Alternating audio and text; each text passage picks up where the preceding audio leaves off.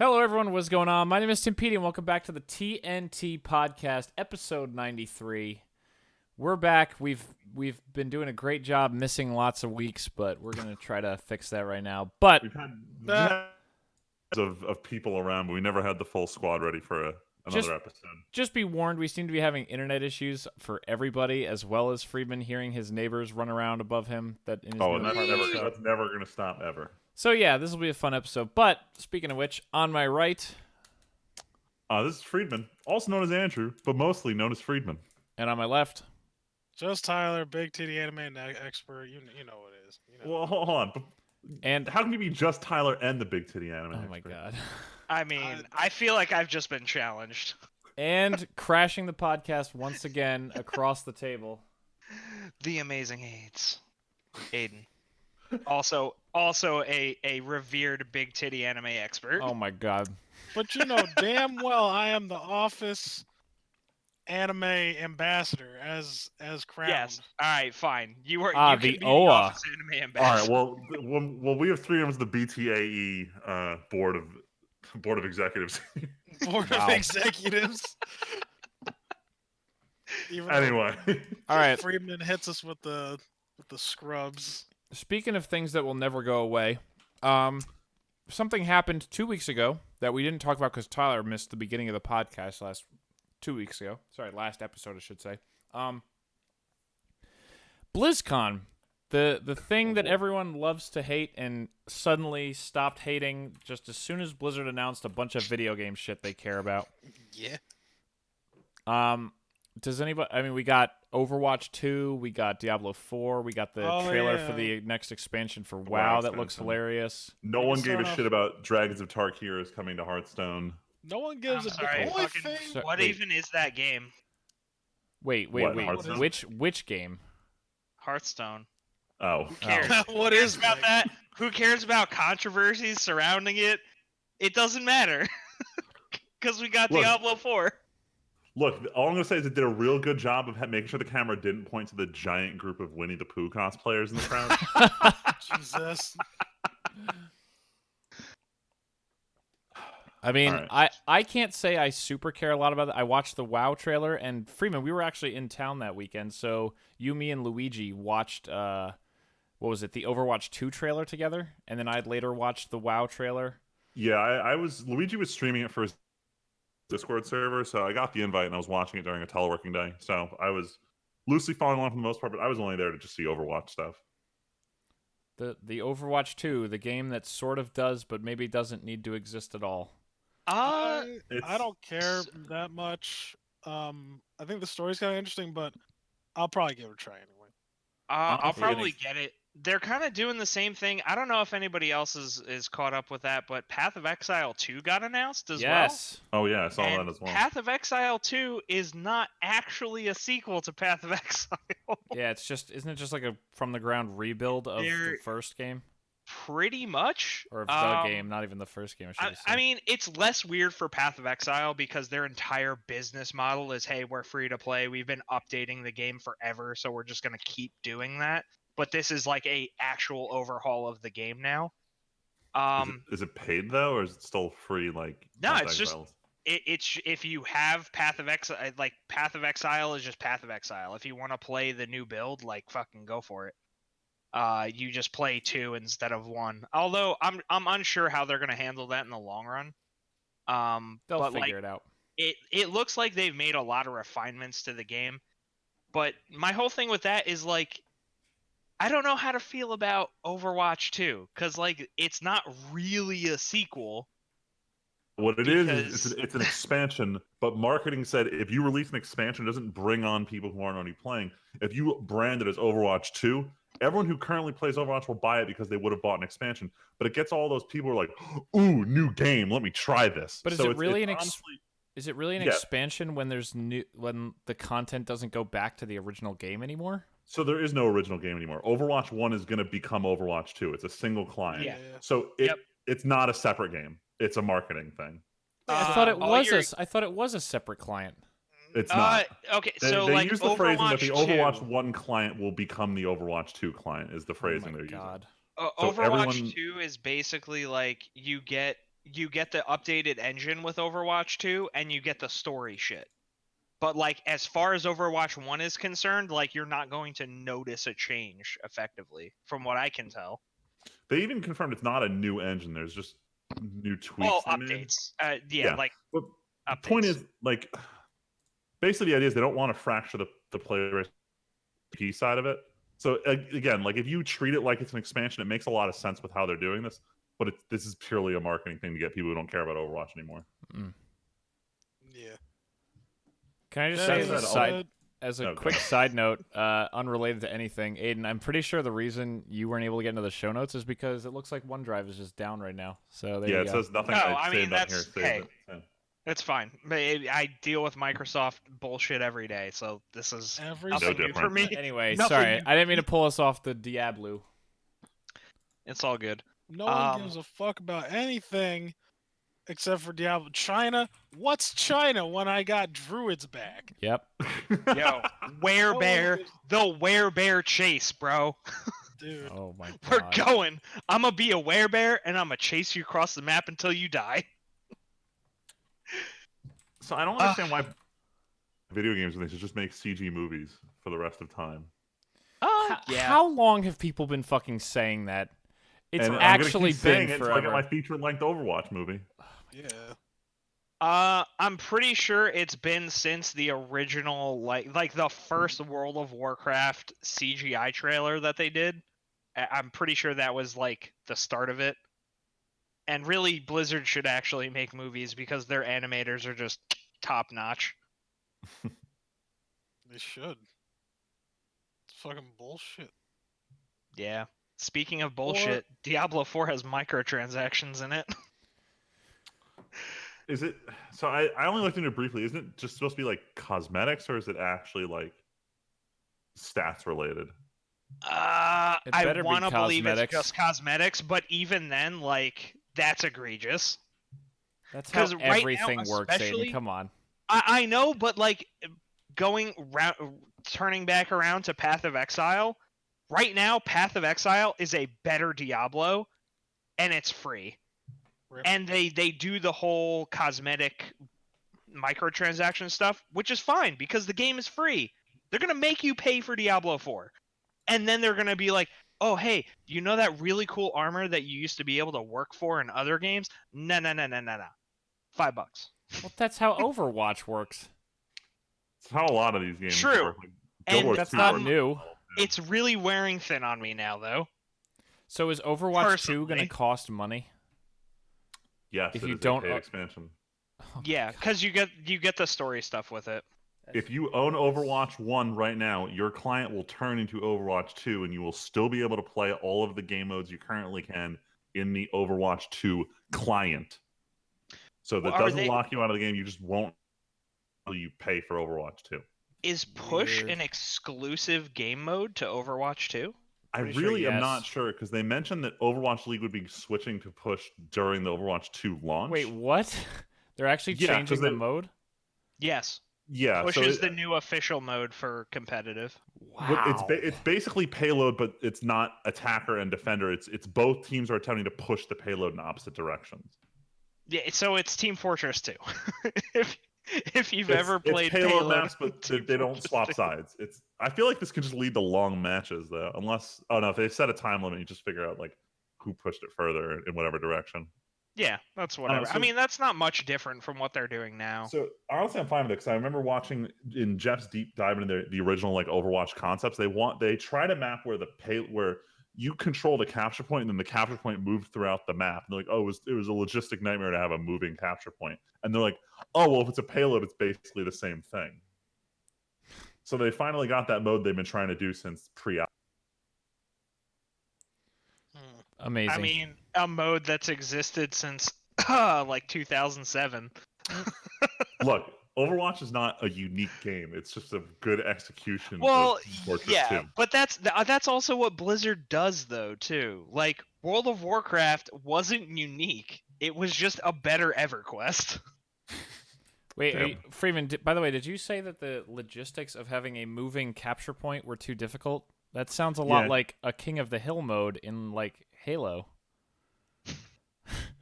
just to well, make as it someone who seem hasn't really played Halo, old. I can't confirm or deny that statement.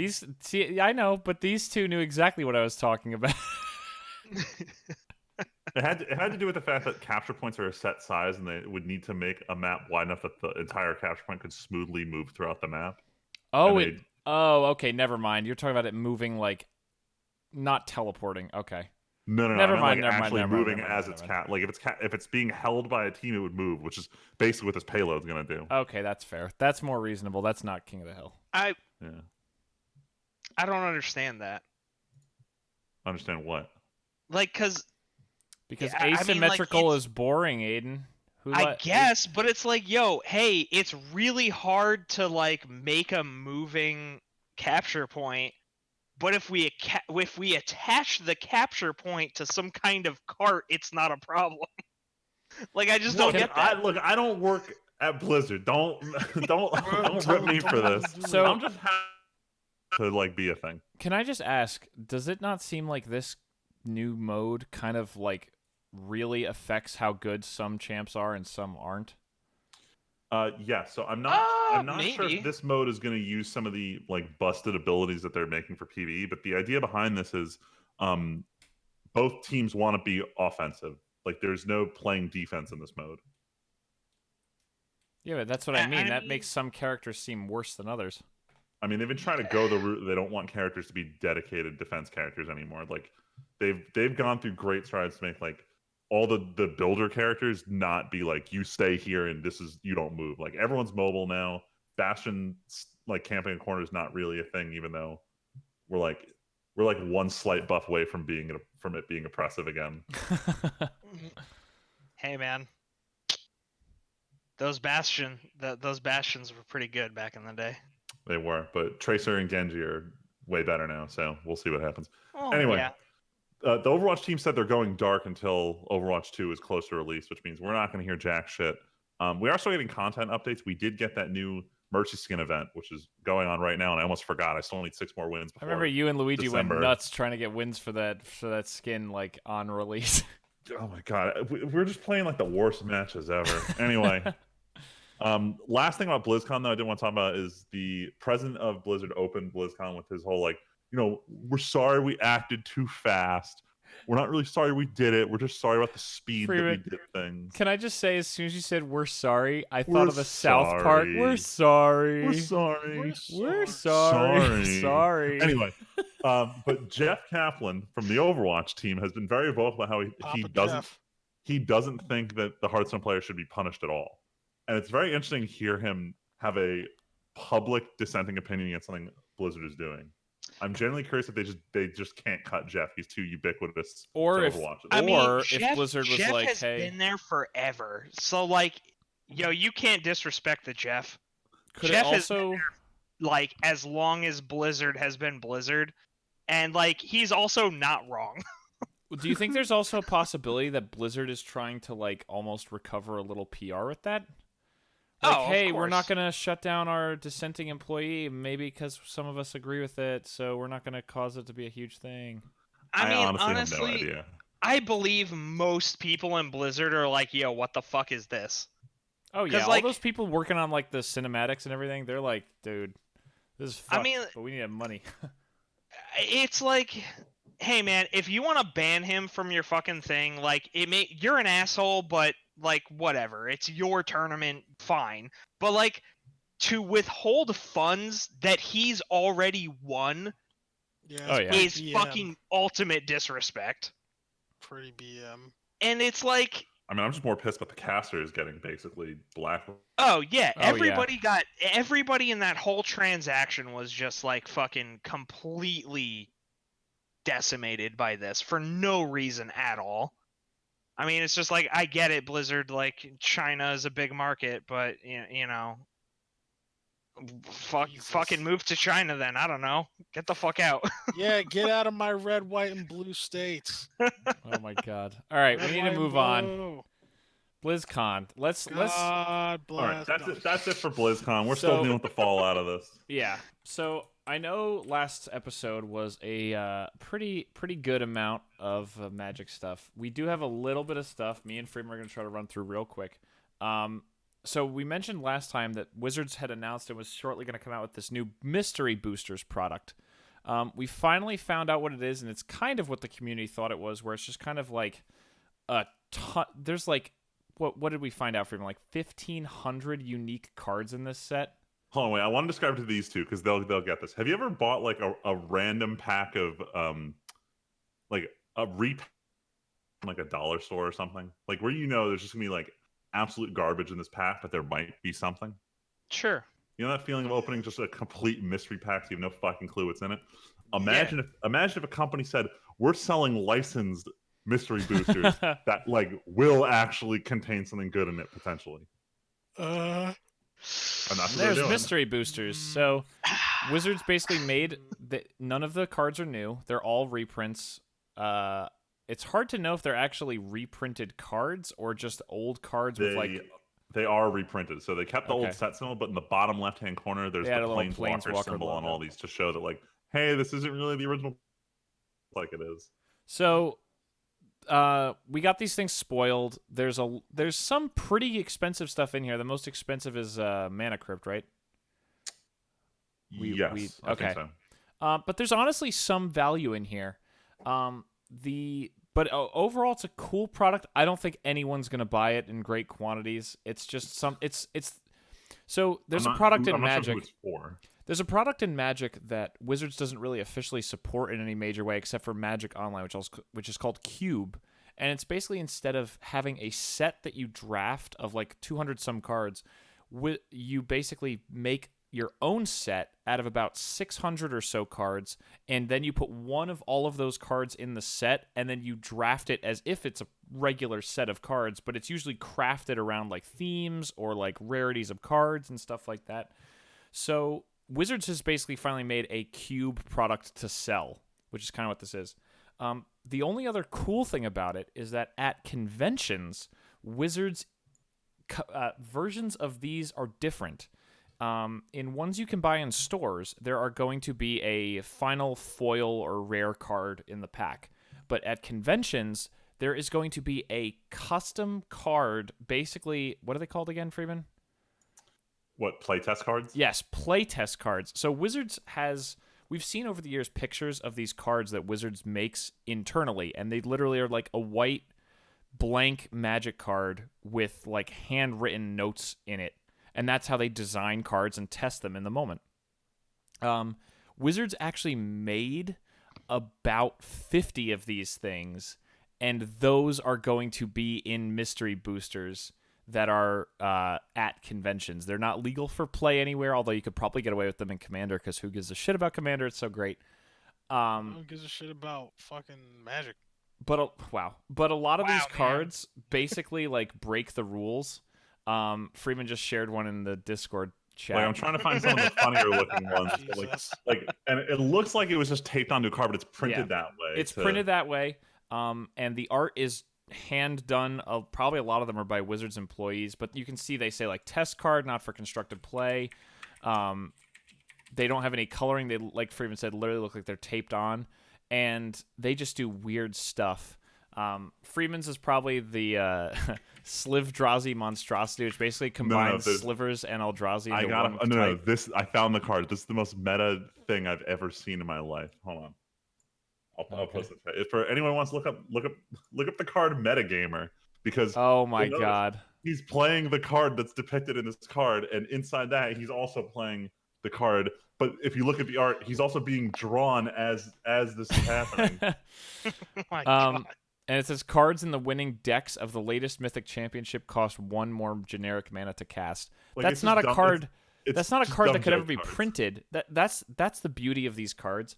They're cards that clearly appeal to people who know what's going on in Magic and who go to these Mythic Championships and go to like actual tournaments, because they'll understand how to play with these cards, even though you could never program these effects in Arena or anything like that. Like the other one Freeman shares, Morrow's Gone Nuts, which is double any effect that doubles. It quadruples in parentheses. So that one could in theory work, but that's a fucking busted card. But that's also a busted card. It's 2 green mana. Like, that's insane. Like with Panharmonica or something like it. It's too good, but it's just a fun card. But yeah, so Mythic boosters are cool. niche product. They're definitely not a starter product. My God. No, certainly not.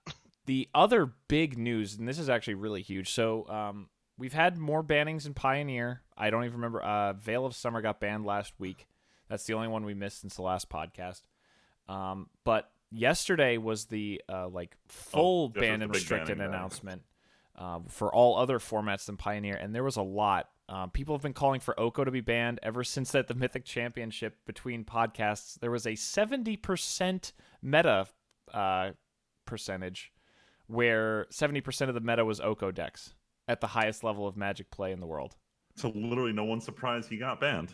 So in Standard, Oko, Once Upon a Time, and Veil of Summer, right? No, it wasn't Veil. It was Veil? Yeah, Veil of Summer's banned in Standard. All banned because green is just too good right now, and green got the axe. And it's still good, too good, but it's might not. I don't know. People need to see. It's literally been 24 hours since the ban, so we'll see. Also in Legacy, Renin 6 from Modern Horizons got banned, which apparently a lot of people are happy about. Like Death and Taxes players and Elves players are certainly happy, because Wastelands don't come back forever, and Elves and Mother of Runes and Thalia's live through a turn. It's really interesting. So this is the first card that's been banned in Legacy while it's still legal in Modern. Yeah, just because of how different those two formats are and how much killing stuff with 1 toughness matters way more in Legacy.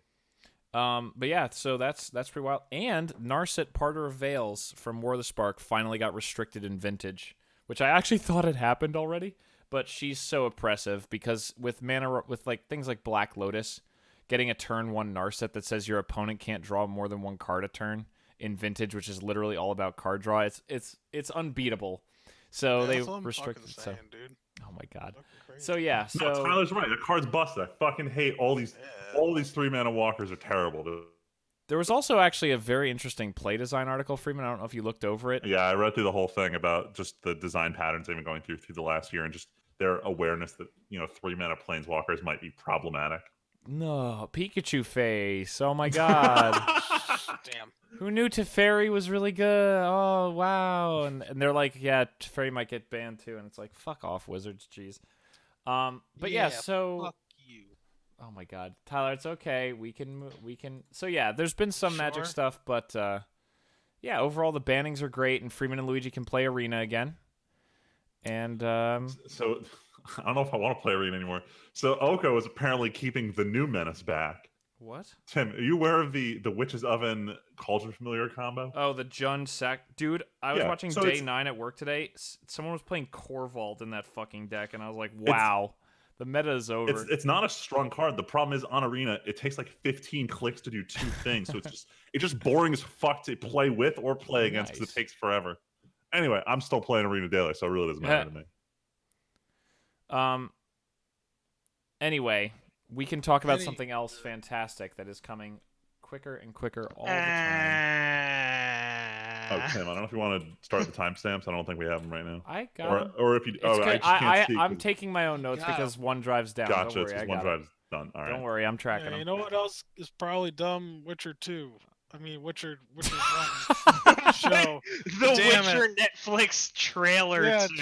Trailer 2. Trailer 2 for Witcher came out 20 days ago. Look, came out again, like 5 ever ago. Blame Tyler for not being on the podcast. Yeah, fine. Yeah, fuck you, Tyler. Fuck you, Tyler. So there is also another part of this. So the second trailer for The Witcher came out, and we should actually talk about it because people actually posted comments saying, "What did you guys think of it?" I'm pretty hyped for this show still. It sounds like Aiden and Tyler are both rapidly losing interest. No, actually. Oh, wow. Yes. See? No. I'm different. Okay, so for context, I have read all of the books and I have played all of the games. Ooh. So you have even more than me. I haven't played 1 and 2. This trailer has made me slightly more interested in this show. I do have some gentle issues with it, though.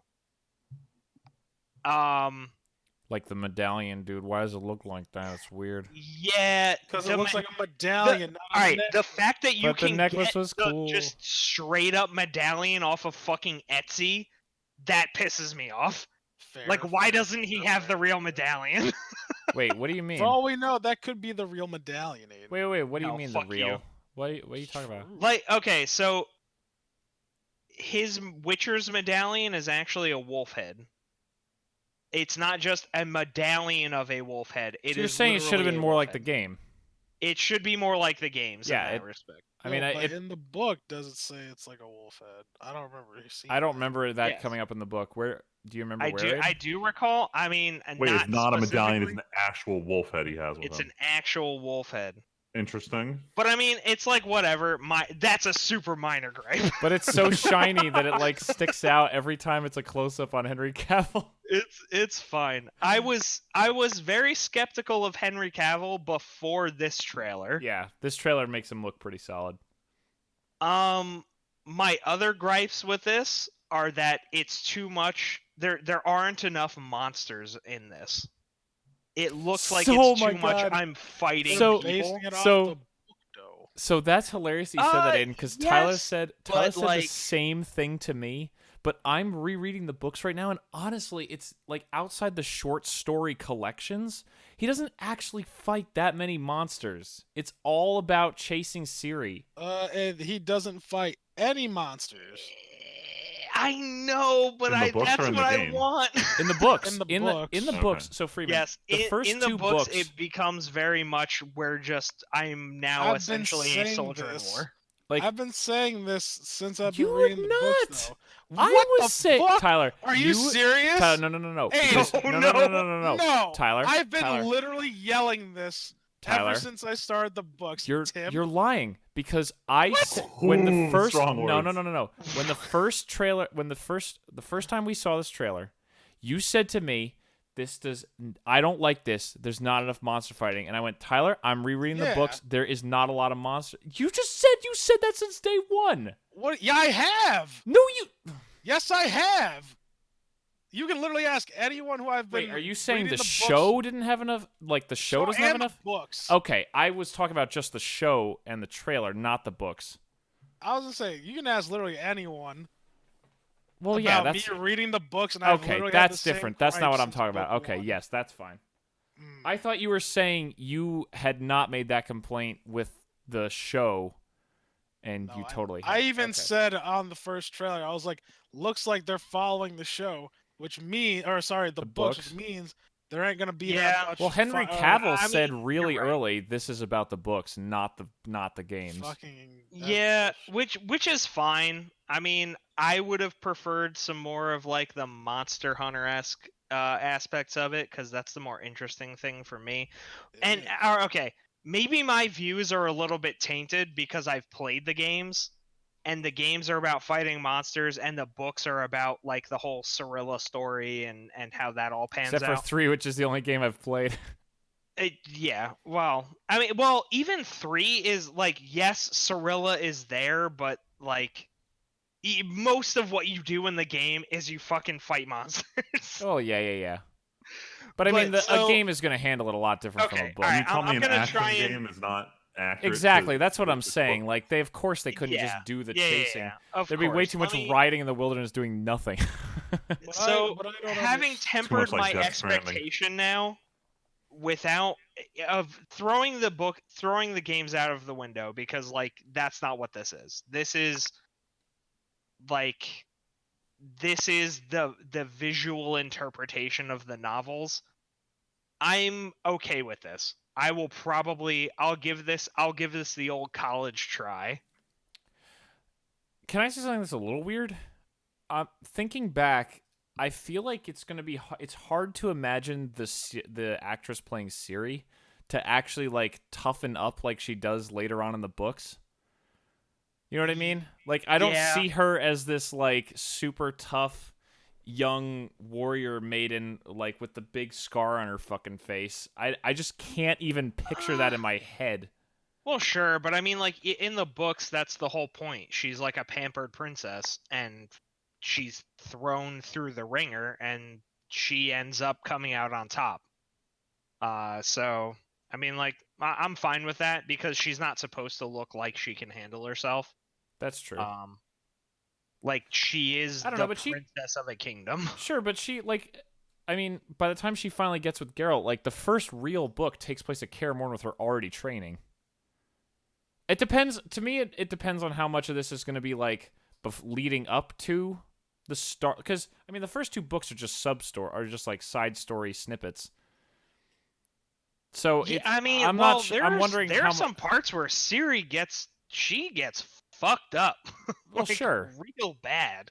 I don't know. I'm excited to see this. I liked the trailer. I'm really excited for this to start. I forget when it starts. It's December something or other. Yeah, thanks, Tyler. That's what I just said. December 20th. So right before Christmas is when this launches. I'll probably watch it. I mean, I feel like I'm obligated to watch it. This. I will say another minor thing that bothers me a little is his eyes don't seem to be like mutated unless it just shows up more in certain eyes. That sucks because like even the books are like, yo, everyone doesn't like him and can tell he's a Witcher because his eyes are fucking weird. Yeah. I mean, you know what, man? As long as I get a Butcher of Blaviken scene, I'm alright with this. Okay, this is gonna be a little bit of a flash forward, but like if The Mandalorian has taught me anything, it's that I have to give a show a try before I actually because you were not. I was not excited for The Mandalorian. We'll get to that. We'll get to that. Yeah, because we got to get there. Because we got a lot of news to cover and a lot of games and shows to talk about that we all watched in the last 2 weeks.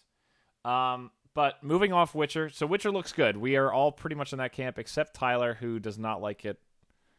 I just can't believe they ordered a season 2 already. Yes, so that was. I'm just skeptical. I'm still gonna watch it. It's just like I don't know. Hey man, like I'm skeptical too. I will say so. Like Freeman just said, I meant to mention it, but another part of this news story is that season 2 has already been ordered at Netflix. So that's some confidence. We're a month away from the show launching, and they already have enough faith to order. With the fact that I've been trying to get this out, I just base a show around a dude who hunts monsters, or his profession is to hunt monsters. You're gonna have no monsters in it. It's just, but the books have never been that, and that's to me. That's why it doesn't bother me that much. I don't give a fuck. It bothers me. It bothers me a lot. Like I feel like even if the games weren't even a thing, and I just picked this book up, I'd be like, well, what the fuck is this? Like at one point in the book, when he sees the Oracle guy, right? And he's like, yo, you're a Witcher. Why aren't you hunting monsters? I'm like, yo, I feel like I literally injected myself into the book. Avallac'h asked Geralt, like, yo, why aren't you hunting monsters? Yeah, but Avallac'h is just being a dick right there. He's not actually. Is being a dick, but you know what, though? I am him. I am Avallac'h. 100%. Damn, Tyler just being like, I'm Avallac'h. I'm the Elven Sage. Don't worry about it. I am the Elven Sage. I know what's best. Fuck you. Yeah, I know what's best for my entertainment. Oh my god. All right, speaking of knowing what's best for your entertainment, transition, womp, womp, womp, gotta go fast. We gotta go fast into the next topic. So the Sonic trailer, the new Sonic trailer came out so that the world could finally see what this apparently $5 million redesign of Sonic looks like. And I'm just going to sum it up as that money probably saved this movie. Yes. Yeah. Yep. I will say that. They invested $5 million, and now they could make $100 million. Honestly, okay, I'm going to be upfront with this.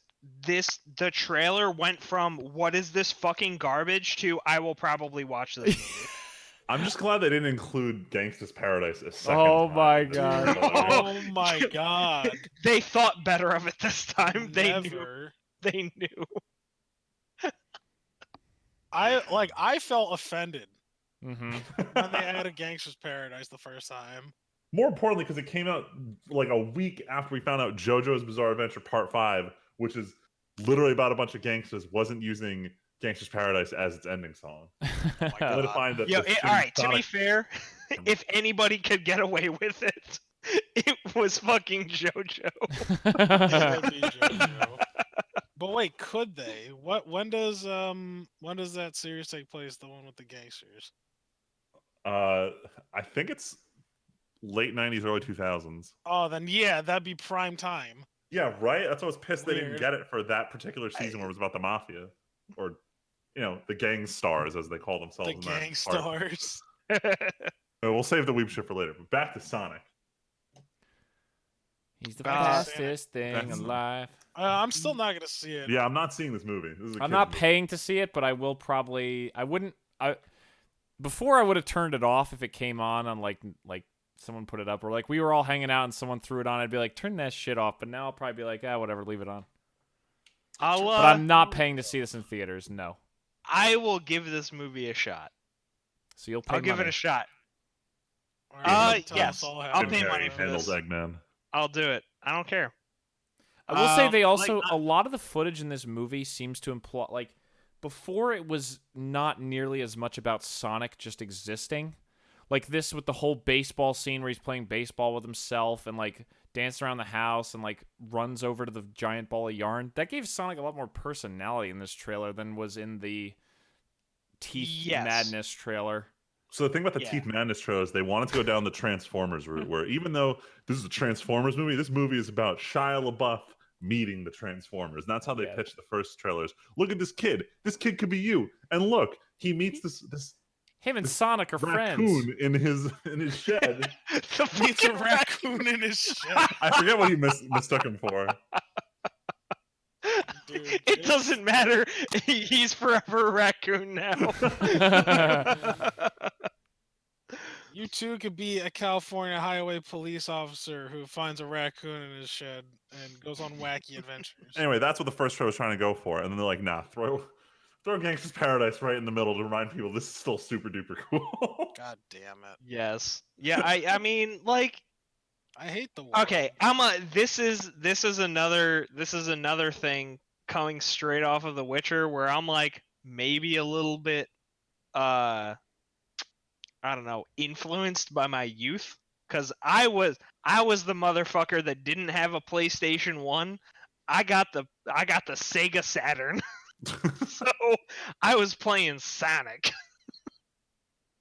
So like I'll probably check it out. And you know what? I'll make it my dying wish for Tyler to come watch this movie with me. God damn it. Maybe I'll actually start taking up drinking. Oh no. Jesus. If I actually have to go see this movie. Oh, don't be like that. Hey man, at least they put the effort forward, which kind of makes me feel a little bit conspiratorially about this. That they were like, yo, let's just release the garbage trailer. No, there's no way. They spent Oh no, I did get that thought too. I'm not gonna lie. Definitely don't think they would do that. Dude, we're talking about the movie industry, not an indie game studio. Let me ask you something. When do you think the last time Sonic was relevant? Tyler, there is I'll wait. There is no way. The one with the old Sonic and new Sonic in the same game. Whenever that one came out was the last time Sonic was relevant. Yeah, which was years ago. Was it Generations or something? Generations. Mania was very good. Yeah, that was like 2 years. Mania relevant though. Well, Generations was good. Generations was 2007, and Mania was 2 years ago, 2 or 3 years ago. And that was a very good game. Yeah. I don't think Mania was a very good game. I don't think that conspiracy theory holds up though. Like the internet where people cared about Sonic whatsoever was still going to go insane for a Sonic movie if it had been good looking or bad. Like they burned so if you think about it, how many people who heard about the craziness with the old trailer haven't seen this new trailer and are just still in the mindset of Sonic is fucking garbage. Why would I ever see that movie in my life? Like, you would never risk so much bad PR for some good PR. Like, as soon as every news cycle is someone is lost to that news cycle forever, why would you ever start negative that hard when you've already lost so many people who might have paid to go see this movie if they had shown this first? A fair point. Point. Every bit of PR is good PR. Yeah. I know it's ridiculous, but a little piece in me still believes. But I believe people are that retarded. I digress. I believe marketing is that dumb. I just feel like people like there was such an outcry about the first trailer that legitimately I wouldn't be surprised if like actual news sources like that people watch on TV. I don't know because I don't watch that shit, but like I wouldn't be surprised if something like CBS or Fox or ABC had actually talked about it, but they probably haven't talked about this new one because it just looks pretty decent now. Like, how many of those sources, if they ever talked about the old trailer, how many of them do you honestly think are now going to also report on the good trailer? Because that's not going to get people interested in watching. They want to talk about shit. They don't want to talk about good stuff. They want to talk about So shit. it boils down to, so this is something I know. So I listen to Elvis Duran in the morning show on my show. And they have entire segments where all they do is talk about shit that's trending on the internet. So like you can go to YouTube's trending list and there's a chance that there are shows that are just talking about whatever's on that list. So I know for a fact Sonic was like number 2 on the list when that trailer came out. So I expect that some news avenues were talking about it the day that it came out. But I and like I said, I totally believe some are, but I don't think nearly as many as we're talking about how much of a trash fire the first one was. Like, that was not just YouTube trending. That was, like, the entire internet, every social media platform and everything was going nuts. The internet did explode on that first trailer. I mean, it was kind of justified. No, for sure, but absolutely. But then this is, like, people who care about Sonic are like, yay, he looks good now, and people who didn't care about Sonic are like, well, I wasn't going to go see it anyway, and I'm still not going to go see it, so... I mean... you've convinced me, Tim. My conspiracy theory is bunk. I did it. I still think they scum pieces of shit. Speaking of things that you wish had conspiracy theories because of how bad they are. All right, this Friedman, is where I'm about to get railed. Why don't you guys talk? No. Fuck Aiden. He bought the new Pokemon game. What? He's I thought we were in solidarity here. No, we weren't. We weren't, and betrayed us. I broke. I'm sorry. I couldn't do it. All right, how do I kick someone out of a call here? Kick someone out of a call. Bro code dead. Okay. All right. No. I mean, like, let him hey. explain himself. No. It's fine. All right. If anything has been learned tonight, it's that I have to give things a fair shot now. So no, because money. I understand. I understand 100%. Yes. Because I Pokemon did the same Sword thing. and Shield is outdated as fuck, and Game Freak needs to get their shit in hand. So I'm not mad at you because I did this Pikachu Eevee. I wasn't gonna buy it, and it's like, no, but it's Pokemon. It can't be that bad. And then I played it, and I realized I was bamboozled like an hour into the game. So I understand. I'm not mad. I'm just disappointed. I'm sorry. Actually, that's the exact way I feel about this game in general. Friedman, don't hate me. So Friedman, literally everyone I know has this game already. So Freeman, but are you going to talk about the lies? Yes. So I'm going to talk about the hashtag patterns that went down last week. So, it was last week. I don't know. There were rumors of death threats. We literally heard nothing. Most of the directors were supposed to go to a launch event at the Tokyo Tower, and none of them went. They canceled it. And then one YouTuber, I forget what his name is, he was like, "I'm getting real tired of the community. Everyone start tweeting out hashtag thank you Game Freak." So everyone starts tweeting stuff going, "Oh, Game Freak gave me all my like favorite memories 12, 15 years ago." And you know, that's justified. Game Freak did improve the summer immensely. I'll give them that. But then a miracle happened. So you know how we've been bitching about how not all the Pokemon are in this game? Oh yeah, they've never made a formal announcement in Japanese regarding this. It's only been English language. Most of the Japanese player base had no idea. When they found out, in response to the thank you Game Freak hashtag, Japan started hashtag fuck you Game Freak. And then that started trending higher than thank you Game Freak, which was amazing. God damn. Then the leaks happened. Someone got a hold of the game and they started streaming the whole thing. They released the files online. Data miners got in, and then we found it. We found out that the models that they remade from scratch that they couldn't put all the Pokemon in for to high quality models are the same models from Pokemon X and Y back in 2013. Yup. Hashtag Game Freak lied, and that was the trending hashtag for all of Wednesday and Thursday of last week. Excellent. They And lied. They I'm lied about a glad. lot of things. I just want everybody to know that I was right, and so was everybody else too. But wait, it gets worse. Nanny? So you know how I complain about how Game Freak's a bad developer? How they just do shit like instead of having a single model, you just load when the map loads. Just dump. Like so, there's this character in Pokemon Sun and Moon. Her model is in every single map in the game because they don't want to reload a model. They'd rather just include another one somewhere on the map they can pull from. They do a lot of like shortcut techniques that are just not that great. Like every time a Pokemon attacks, the game will recalculate all the Pokemon stats from scratch instead of storing them in the RAM like a civilized person would do. Like Every single move, they recalculate every single stat for both Pokemon, for both attacks. It's like Excel.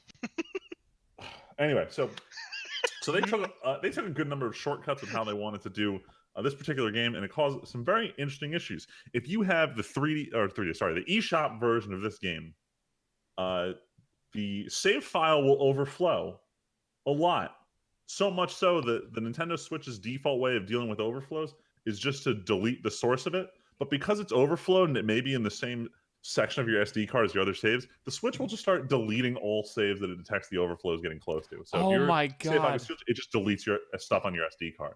Yeah, Freeman, get destroyed. You just reminded me of the thing that I sent to you and Tyler earlier this week.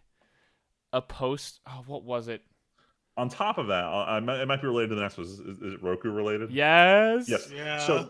So because Switch games that actively searches out for players in your vicinity, that signal that the Switch omits doesn't jive well with Roku devices. Apparently, it's causing, for most people who have a Roku plugged in their TV, it just means that the Roku's malfunctioning. But for people who own smart TVs where the TV OS is the Roku OS, your TV's fucked while your Switch is running. If you turn the Switch off or remove it, it's a-okay. But that signal it's emitting is messing with every Roku. Yep. Surprise. Then, well, hold on. And then we got like the dumbest shit today. They found that it's hard. These models take up a lot of space. This is the excuse that Game Freak gave us. You know how every Pokemon has like a shiny version that should just be a texture swap? Yep. They're It's not. a whole other Pokemon. It's a whole unique model for every shiny. Love it. Like, if On this top is a of- lesson to any multi-billion-dollar corporation, it's that you don't let retards fucking run your multi-billion-dollar corporation. Oh my On God. You know top what's of this, funny? you have That's every- like one of the first lessons like we learned in game design, like in our project classes. It's like, Yes. you don't gotta do this. Okay, you have to remember that these people Or came retarded. up I on understand. freaking- I understand. They were developing games for a Game Boy. That's like some shit that I could do, and I have no formal training at all. Yes. This is 100% correct. Game Freak, It's we're talking to you.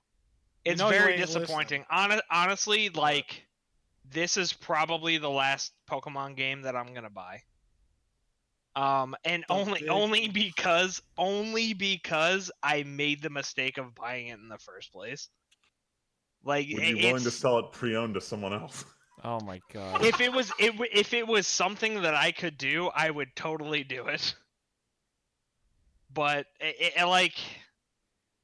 it's so disappointing. And I come how back far to in are the I made it to the second town. Like I haven't hit the first gym yet. Do you go through like what is it called? Like the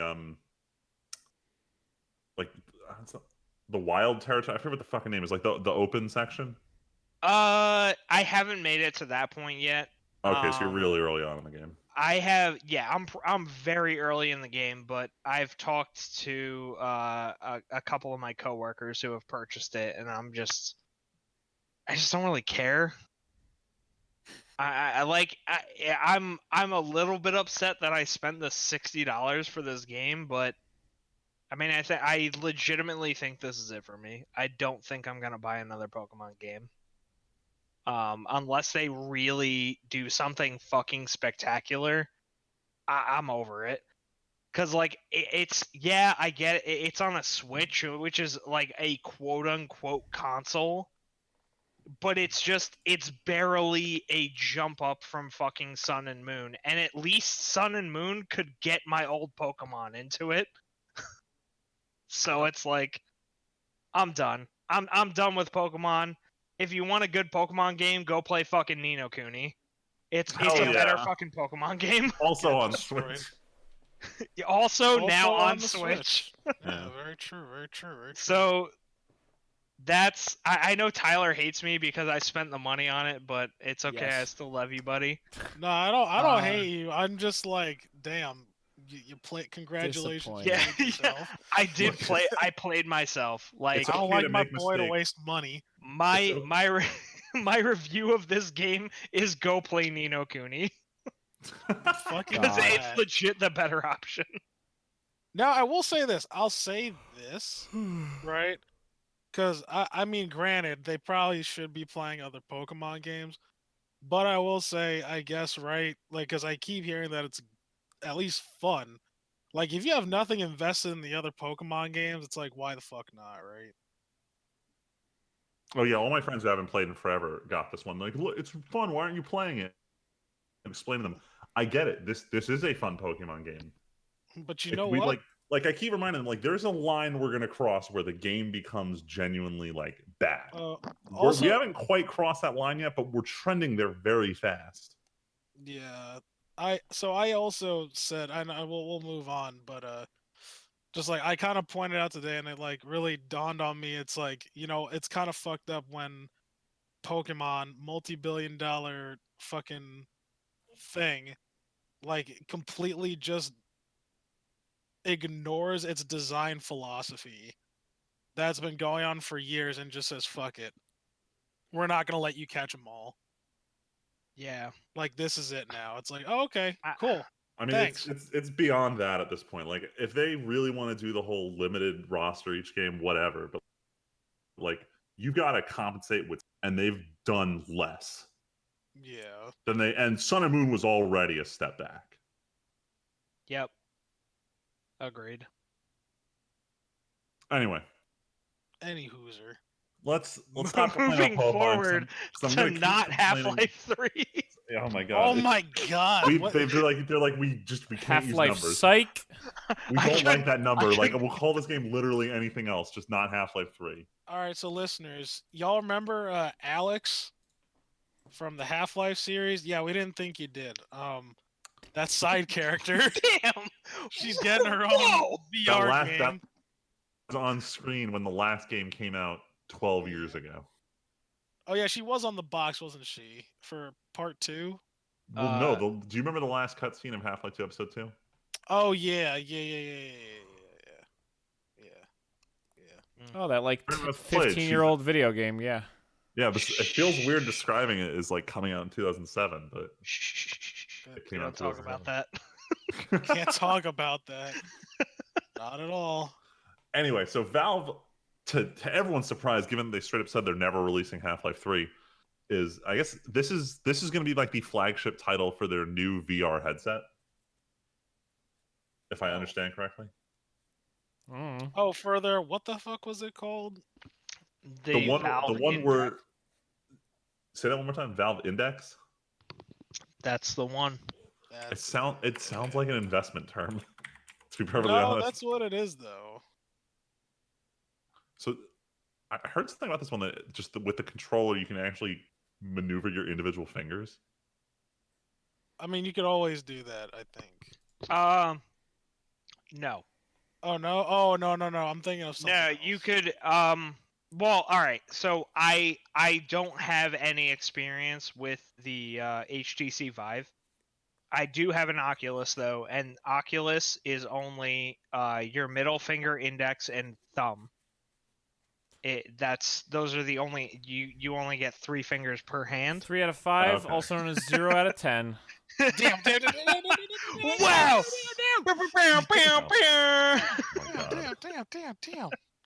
Damn! Shit! God damn, fucking shots fired. The block is hot. I'm just fucking around. I don't care about VR whatsoever. Or I- Half-Life, so it's a perfect storm of me as not someone having who anything to loved talk the about. Half-Life series, I'm happy to see that something's coming of it. Like I really didn't want them to just As throw long out as this it ain't a franchise. 3, you know what I'm saying? Like, look, if they really don't want to do Half-Life 3, can we please just get Half-Life 2 Episode 3? Like, they already announced that There's game. a 3 in there. Freeman, it's got That's that 3 it's though. illegal. We all know Valve can't count to 3. Okay? Yeah. You just gotta let it go. Just fucking leave their fucking, disability alone. Wow. It's disrespectful. Yeah. They can only count to billions. They can't They were- count so low. They were so happy they got the rights to Dota 2, and they're just like, okay, cool, we're never releasing a sequel. Yeah, that's Yes. it. I don't know. I'm No, they not didn't- gonna be for it. I don't really give two shits about this game. I mean, I don't own a VR headset, so I can't play it, but I want to award Valve for like bringing up the possibility of exploring the Half-Life universe one more time, but at the same time, we'll see. Like, I'm not convinced VR is Yeah, 100% we'll see. there. We'll definitely. Oh, I fucking super see. don't think VR is still there. VR is not 100% there, but there have been leaps and bounds made. Oh, totally. In the last couple since, years, yeah, absolutely. I still feel like it's The not problem is, accessible enough. no, it is not. Money, it is money, a money, super money. high barrier to entry. Yeah. So And that's the biggest hurdle that VR is going to need to overcome, because it's like, oh, hey, all right, even the cheapest VR, we're going to let fucking PlayStation VR is like, oh, well, you only need like a fucking $350 console. And then on top of that, you need another $400 for the headset. And then you need some Move controllers. And it gets out of control way too quickly. Like, my VR setup is a $3,000 setup. holy shit. And I don't expect people to be able to get into that, especially not right now. Like, So- it's unrealistic. It's not feasible for the vast majority of people. So speaking of the price of this thing, on Steam right now, I was looking at the top sellers. Top 4 sellers: Fallen Order, Master Chief Collection, Valve Index VR kit for $1,000, and then Fallen Order Deluxe Edition. Yeah, that sounds about right. VR right now is very much a PC master race kind of thing. Oh yeah. No, but this is the elitist section of the PC master race. Yes, this is the 1% of the PC master race. Oh god. The 1% of the Oh my PC God. master To which I am proud to be a part of. Oh my god. Salute to all my PC master Salute race to people. my fellow master race. Oh my race. God. We are the master race. You are the master race. But VR needs to make vast improvements to itself before it's going to be anything. And be anything about in as much mainstream. money as a console. Look, man, all we Yeah. need is the first Yeah. VR MMO that just doesn't have a logout feature. Yo, I'm with that. I'm on board. Stop. Let's go. What are we stopping? Horrible. No, We ain't stopping this train. I want off. Let me off. Let me off. Let me out. Get me on. Let Get me me out. on. Put me on. We've seen it with the Nintendo Switch, kind of, in their, they patented the VR thing that they were trying to do. We haven't seen that yet. We do have some patents, so I feel like the Nintendo Switch 2 might be coming with, like, a VR headset setup, which I think that's going to be, like, the next rush for the gaming industry. Like, the console that comes out with built-in VR support, or, like, comes with a built-in VR anything, I could is see going to be that. the next big killer. Oh yeah. I could easily see that now that you mention it. Yeah. But So that's that my ain't this prediction. upcoming console. So, and before Nintendo's next console is that because they love gimmicks. Yo, Oh, yeah. Nintendo loves gimmicks. Yeah. Wait. I don't know what this shit is. What is this Guilty Gear This is some Strive? free- Oh, so I shit. want to talk about this real quick. This one's real Guilty short. Gear! Thank This you, one's Friedman. really short. So I'm following along with Guilty Gear news just because the theme song for the new game is so fucking hype, and they released the full version like 2 weeks ago, so I'm listening on loop.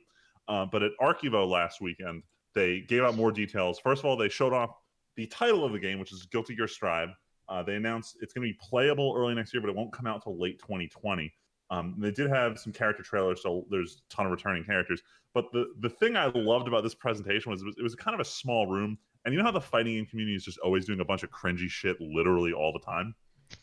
So while the trailer's playing, all of them have already learned all the lyrics to the theme song, and they're all singing along to this this hype as fuck English song, just yelling, "That is bullshit blazing" when the chorus drops. And it's just watching this video is hilarious because they're all just screaming it. Nice.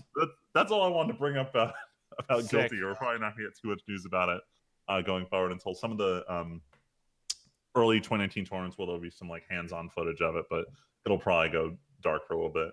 At least till they show off some there's this one character. So in the the reveal trailer, they showed up this black guy who this cyborg samurai armor encapsulates him in the last shot, and everyone's like, who is this guy?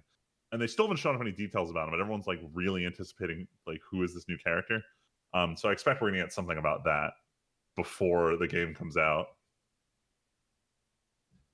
But that's it for Guilty Gear news. Wow, that was Okay, all right, no. Hold up.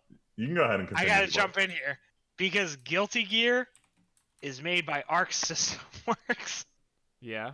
and they also make Dragon Ball Fighters, which is my favorite fighting game of all time. And I'm so hyped for this game.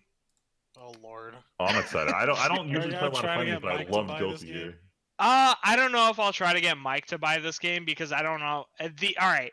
The big thing about Arc System Works doing Dragon Ball Fighters was that they had the Dragon Ball property. Right. So a lot of what the whole appeal to that game was that it was Dragon Ball. But Arc System Works is also very, very good at making accessible but complex fighting systems. People are concerned that they're cutting down the complexity of Guilty Gear for this one because Guilty Gear is notably hard to pick up. Yes, Guilty Gear is very much akin to Street Fighter, more so than it is to a game like Dragon Ball Fighters. But I think that's probably an okay direction to go into, especially having put in the amount of time into fighters that I have. I feel like the systems that they have implemented into Dragon Ball Fighters are perfectly fine.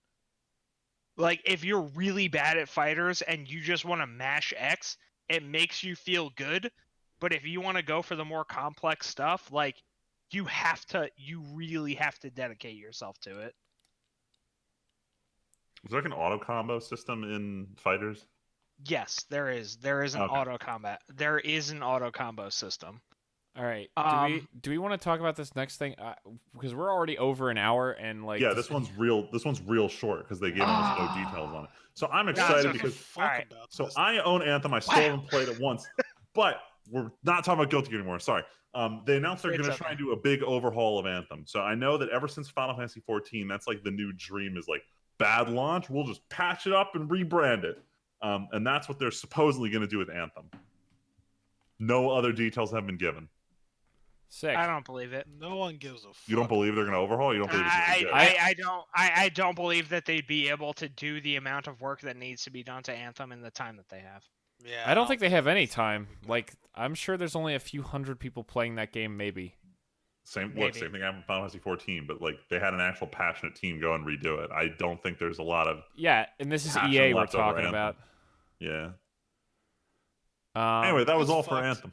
All right. Yeah, that's it. It's fucked. Whatever. And then this is the last bit. As we talked about, the Mandalorian and stuff. Disney Plus finally launched last week, and apparently there were over 10 million accounts within the first 24 hours. However, there was a free trial for a week, so I'm sure a lot of them was a free trial.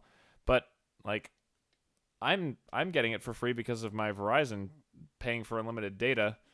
And I'm not. I know a lot of people who signed up just to watch old Disney movies and stuff like that. Yeah. But that's pretty crazy. That although I did just see a headline on Reddit while I like literally a minute ago that was like, Netflix saw barely a bump from Disney Plus's launch. Damn. See. I think that's mostly though because outside the Mandalorian, there really isn't anything new that was hyping up Disney Plus. What do you mean? The what's it called? Jeff Goldblum show. Oh, Actually, yeah. Oh, it's so exciting. Val's Oh. sister watched that and said it was kind of neat, but like I don't think anyone cares about it.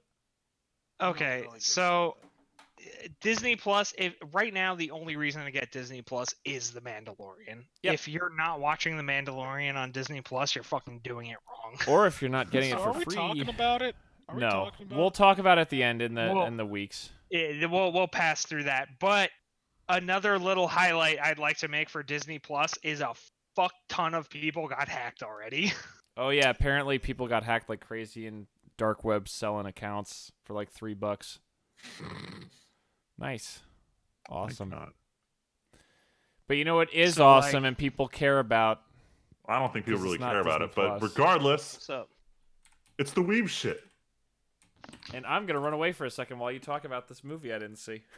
So the big story this week was that last week the Konosuba movie came out in the U.S. Oh boy, this was the theatrical boy. experience of the year. And I forget what his name is. What was it? The producer of Pulp Fiction also agrees with us. Yeah, the screenwriter. The screenwriter in a public post said 5 out of 5 stars. This is what cinema was made for. Dude, it's real. If y'all want to look it up, wait, what the fuck was this dude's name again? I don't remember, but the one thing I do want to make clear, and I put these stats in the show notes so you guys can see them too, is that Konosuba during its first month and a half in Japan made $4.7 million. In Jesus. States, it made 1.3. Oh man. So it made almost a quarter of its worldwide revenue from these 2 nights in the United States, Good. and we See? helped. Listen, anime producers, we matter. America matters. We will literally give you our money for like boob jokes. Please, just I- keep making anime. Don't just drop things, please. I wasn't invited. We beg you. Yeah, because fuck you. Fuck you. I also haven't finished season 2, so it's okay. There you go. That's why you weren't invited. Anyway, Tyler, what are your thoughts about the Konosuba movie? I loved it. Easily. Actually, no, it's everything I wanted. What am I saying? It's easily a 9 out of 10. I couldn't find a lot of things wrong with this movie. Like, it's one of those movies that's like, if you have your theme, right, and if it's like you stick to the idea of it, you don't deviate from the path, you can't go wrong. And that's what they did in this show or in this movie.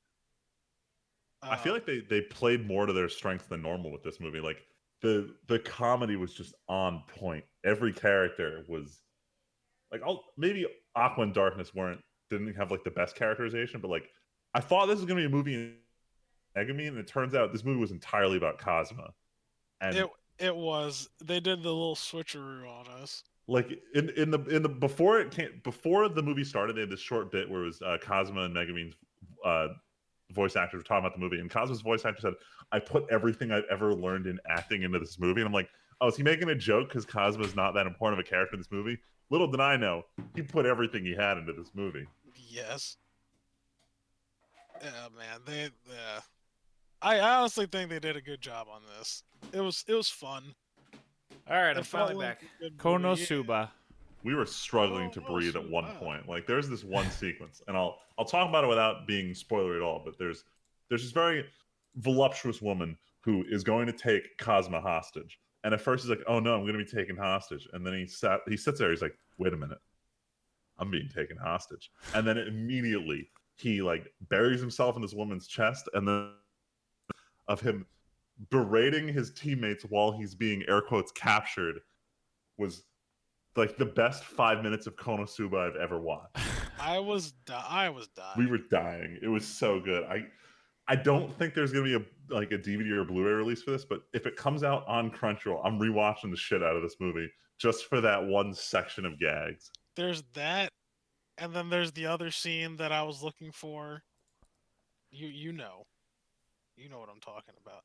The thing that I wanted going into the movie, Friedman. The thing that you wanted going. I was like, man, if they have this, I'm not expecting them to have Oh, this. oh thing, yeah, I know what you're talking about. But if they have it, just tell the listeners what you're talking about. All right, fine. So you might have mentioned this, talk about this in the past, but in the show, for both of you guys know about the panty stealing ability. Yeah, that unfortunately. Kazuma has.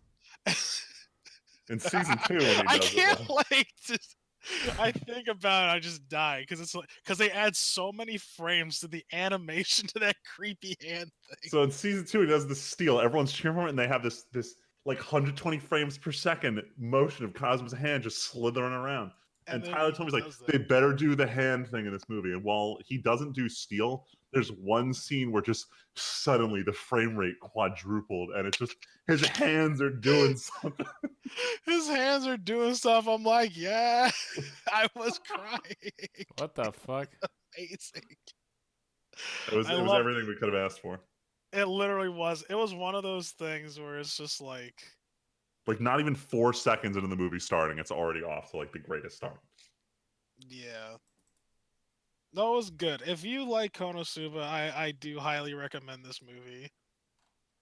Yeah, this was not a disappointment. I do want a season 3, but this was a worthy. All right, so that's it. All right, that's it. Next I want to talk about, this one's a little controversial. So I'm not watching the show yet, but I'm about to start watching it. So there's this anime called Babylon. It's like a detective mystery kind of show. And it was airing, and that's when people were talking about it, and everyone was kind of like, oh, it looks kind of sinister. There might be some shit under the covers that we're not really seeing here. And episode 7 pulled like, I don't know, a lot of people are comparing it to like how Made in Abyss was, where no one's like, oh, this is gonna be fine. What's going on now? So episode 7 went, and they just killed off a fuck ton of people in a very violent way. To the point that a lot of people watched it are just like, I think I need to like talk to someone medically about what I just saw. Like, this was disturbing. So it's causing a huge stir. It was trending on Twitter. I don't know if it's related to the content of the show, but they announced the show is going on hiatus until December 30th. So it's going on a 6-week hiatus after this bombshell of an episode. Jeez. I'm looking up this show right now. I don't know what happened, but I'm very interested, so I'm going to try and find it. I think it's Amazon Prime exclusive, which is why no one was watching it originally. Shit. Wow. I have Amazon Prime. As do I, but I have too many shows to watch. But this seems very interesting, so I'm going to check it out. There's so many things I need to watch. Yo, wouldn't it be great if there was a service that aggregated all the streaming services into one service? Dude. Cable of the internet. Cable of the internet. You know, we are quickly approaching, but I digress. Anyway, that was a show that we might watch. But speaking of a show that we might not watch, Tyler messaged me this over the weekend. I hadn't seen the announcement, but they announced a second season of Megalobox. Yeah. Which is really weird considering how semi-conclusive season 1 was. Right? I'm actually kind of surprised that they announced the season 2. Like, this is most shows don't get continuations, and this is the continuation for a show that like didn't need it, and I don't know if anyone really wanted it. I mean, I don't want this, and I told you that I'm probably not gonna watch this. It depends. If they completely like different casts, same kind of feel, maybe. But like, if it's a continuation of the story, I'm just so uninvested after how they like fucked us with that ending. The ending. I feel like we both had the same like feeling of like, or thinking of how the show was gonna go, and it went a completely different direction. Yeah. Like that, I wasn't really a big fan of that either. So, listeners, in case you don't remember, we were both disappointed with how season 1 ended, and we were both kind of jaded with specifically like the last 10 minutes of this show. Yes. It's just like, that's it. Okay. Yeah, but the animation was cool. The music was nice. I don't want to hate on the show, but I'm pissed. Yeah.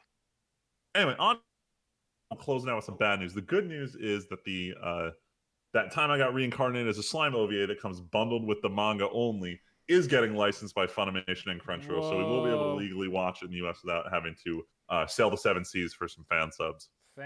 Okay. See, I wish every like US anime seller could be like, hey, we're gonna license this and stream it for free, and we'll slap it on the Blu-ray collection. Why not? Because we would only charge our viewers like what, maybe like 99 cents top per episode in a Blu-ray set. That seems like a reasonable price. And in strolls Aniplex of America, coming out here, and we're like, fans, we listened. We know how much you desperately want to own a home copy of Promised Neverland and the first half of Sword Art Online Alicization. I agree so with the first thing. So we're bringing to the US $130 for the 12 episodes of Promised Neverland and 250 episodes for the first season of Alicization. Wow. I don't get it. Like, I understand in Japan, like, people don't just buy DVDs and Blu-rays. They're seen as collector's items. So, like, in the US, if you could sell a DVD for $20 to 100 people, you'd make a reasonable. Some guy's like, what if 100 and only like 4 people buy it? Funny, right? And that's their mindset because of how it is in Japan. But like, you come to the US and it's like, I don't know if they're making more money this way, but it's so shitty. Dude, I don't know. Like, I'm not paying $500 to own this season of Sword Art. That's just like not a thing that me or anyone else is going to do. I mean, I definitely ain't. But like, they did the same thing with Fullmetal Alchemist. They did it with Gurren Lagann. Now you can't buy Gurren Lagann for less than $300 if you want to own it for like home release. That's fair. It's not fair. It's bullshit. And I hate it. Super quick side news, just because I was browsing real quick. Apparently Shenmue 3 came out today. It did. I saw some Let's Plays coming up. Nobody cares because Shenmue was never actually a good game. Damn, dude, you're not wrong, but like, someone who's never played Shenmue, I can't comment. But is that a hot take? Because I feel like as soon as Shenmue 3 got announced, a lot of people were like, "Man, those games were just overhyped because of when they came out. They're actually pretty terrible." Damn, lukewarm takes all around here. Lukewarm takes. I mean, it's fucking whatever. Shenmue. What fucking Shenmue? Who gives a fuck? Whatever. Shenmue. Who gives a fuck? It's fucking Shenmue. Shenmue. See, every time you say it, all I hear is title. Every time anyone says this game title. Shenmue. Shenmue. Nobody cares. Game, and that's it for the Weeb shit. Let's move on to, we can either do Weebs or we can do the What Did We Watch segment, because it's mostly Weeb shit. I mean, they're both the same thing, really. I mean, there's a lot of stuff we watched. Most importantly, I think we have to start with the most important one. So, since the podcast last time, Konosuba. You already talked about that. That was supposed to be while I was gone, so I didn't have to hear it. No, I'm kidding. No, the first 2 episodes of The Mandalorian have finally come out. We only have 6 more, which I did not realize. I think it's like 4 on Fridays, 1 before Christmas, and then 1 after Christmas. So by the end of 2019, we'll know what Mandalorian is like. It's pretty darn good. That first episode really got me. I didn't like the second one quite as much because it was a lot less. Like, I actually am kind of in this show for like the world building and just taking it slow and not a lot of action. And so the big action stuff of episode 2 didn't actually matter as much to me. But I am now more invested in this mystery of what the hell this kid is going into episode 3 than I was in 2. Or at the end of 1, sorry. Fair. But yeah, episode 1 was strong. And I know actually I said this over the weekend, so I don't know if I've talked about it on here, but my brother is one of those weirdos who liked the new movies. He just texted me during the start of the podcast and said, "Dude, The Mandalorian is great." And I'm like, okay, somehow we agree on that, but don't agree on the other movie. I don't know. But yeah, He just has lower standards of what makes Star Wars good. I will say there are people who just seem to be kind of about The Mandalorian, and I can understand that because there are some things that I think I could see being like just less interesting.